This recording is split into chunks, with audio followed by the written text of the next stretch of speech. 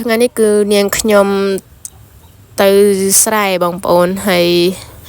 មុននឹងចូលទៅដល់កន្លែងរោងគឺខ្ញុំនៅមាត់ច្រកដែលចូលទៅរោងខ្ញុំចឹងណាហើយខ្ញុំឃើញទេសភាពឡើងនឹងស្អាតពេកបងប្អូនចឹងទៅក៏ឆ្លៀតថតវីដេអូឲ្យបងប្អូនបានមើលពីទេសភាពនៅខាងខ្ញុំនេះគឺជាផ្លូវដែលខ្ញុំថាផ្លូវនេះគឺជិះទៅតាមទៅលេងទឹកធ្លាក់ថ្មក្រាលបកងនេះបានបងប្អូនហើយខ្ញុំស្រែខ្ញុំនៅជាប់មាត់ខ្នល់ហ្នឹងបងប្អូនហើយសំខាន់គឺមួយភ្នំពីក្រោយខ្ញុំទៅគឺល្ងឹតអស់ហើយបងប្អូនមានភ្លៀងចឹងណាហើយពេលខ្ញុំទៅហ្នឹងគឺវារាំងភ្លៀងមួយសាហើយដល់ពេលខ្ញុំទៅដល់ហ្នឹងគឺភ្លៀងទៀតបងប្អូនហើយមួយថ្ងៃហ្នឹងគឺខ្ញុំអត់បានចេញវីដេអូដោយសារតែឡើយតែគ្រុនចឹងណាបងប្អូនហើយស្ដាប់តែសលេងទៅក៏ដឹងដែរព្រោះឯងខ្ញុំត្រូវទឹកភ្លៀងច្រើនពេកហើយណាមួយមានដូចអត់សូវមួយទឹកភ្លៀងចឹងណាដោយសារត្រូវទឹកភ្លៀងយូរទៅធ្វើឲ្យដាស់សាយហើយ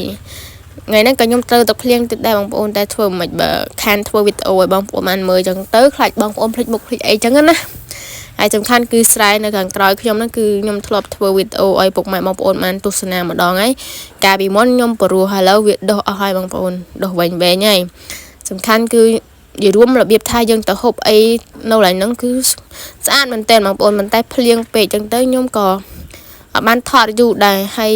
បានថតតែប្រហែលនាទីហ្នឹងក៏ភ្លៀងដេញមកខ្លាំងពេកក៏ជិះម៉ូតូមករោងហ្មងទៅ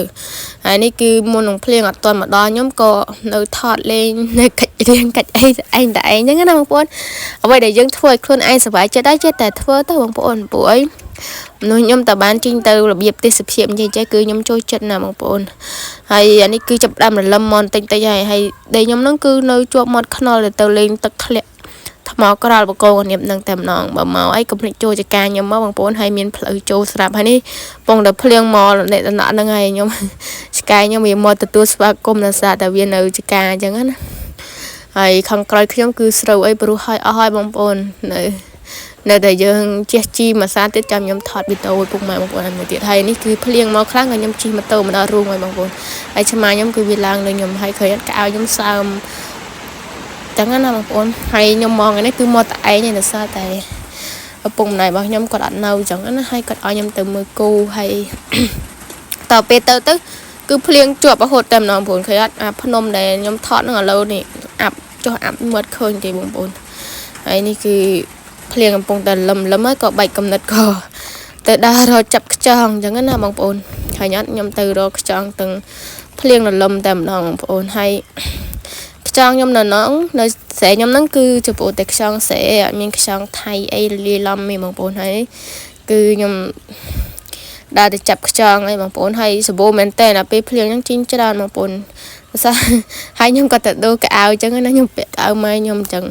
ហើយដោយសារតែអាវខ្លួនឯងហ្នឹងគឺសើមអញ្ចឹងទៅក៏ខ្ញុំអត់ចេះនៅក៏ដូរកៅអៅពាក់កៅអៅម៉ែខ្ញុំតែម្ដងហើយពាក់ទៅនិយាយថាសើមជីឆ្អាតវិញខ្ញុំអត់ចេះទេបងប្អូនហើយត្រូវផ្ដាសាយយ៉ាងទៀតក៏ដើរទៅរកខ្យងកដាភ្លៀងទៀតចឹងទៅក៏លើកដើមហ្នឹងទៅបងប្អូនតែសំខាន់គឺចង់ធ្វើវីដេអូឲ្យបងប្អូនបានមើលហើយខ្ញុំរកខ្យងបានច្រើនណាស់បងប្អូនតាមមួយសែនហ្នឹងឯងហើយបានខ្យងលងកកោកតែម្ដងសិតតែខ្យងស្រែយើងខ្យងស្រែស្រួលមើលជាអាខ្យងថៃអាខ្យងហ្នឹងស៊ីស្រូវអាក្រក់បងប្អូនមើលខ្យងស្រែយើងមានវាច្បកវាពណ៌សបើខ្យងថៃច្បកវាពណ៌ខ្មៅហើយនេះគឺខ្ញុំដើររឹសតែអញពេលភ្លៀងហ្នឹងគឺអត់មានរាំងទេបងប្អូននៅតែភ្លៀងនៅតែលឹមរហូតដល់តែម៉ោង5មកវារាំងអញ្ចឹងណាហើយខ្ញុំក៏នៅបន្តដើររឹសខ្យងតែឯងហ្នឹងទៅនេះបងហើយនេះខ្ញុំរឹសតាមផ្លែដែរឥឡូវខ្ញុំដើរមកវិញយ៉ាងបង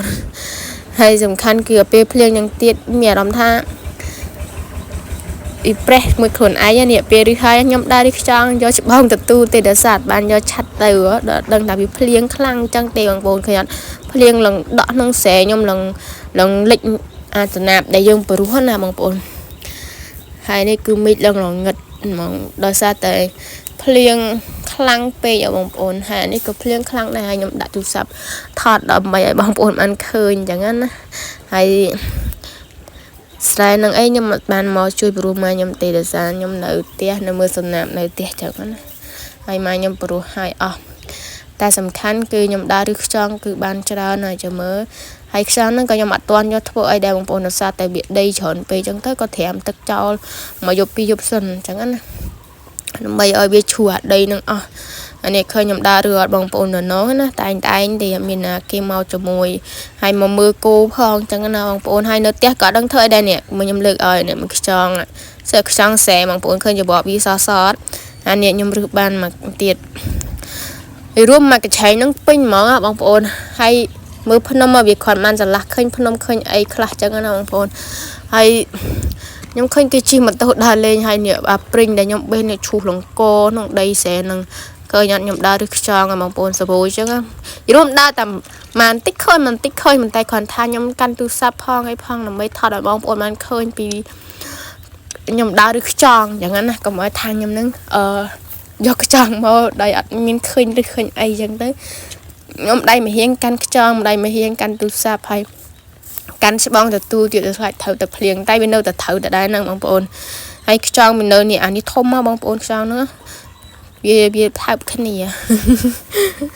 ហើយខ្ញុំរឹបបានខ្ចង់ហ្នឹងធំមែនតើហើយសិតតែខ្ចង់ស្រែបងប្អូនឃើញនេះច្បកវាសចឹងខ្ចង់ស្រែយើងហើយបើច្បកខ្មៅមិនមែនខ្ចង់ស្រែយើងហើយកុំឲ្យហូបហើយវីដេអូនេះខ្ញុំគឺមានតែប៉ុណ្្នឹងសូមអរគុណសូមជម្រាបលាបងប្អូនទាំងគ្នា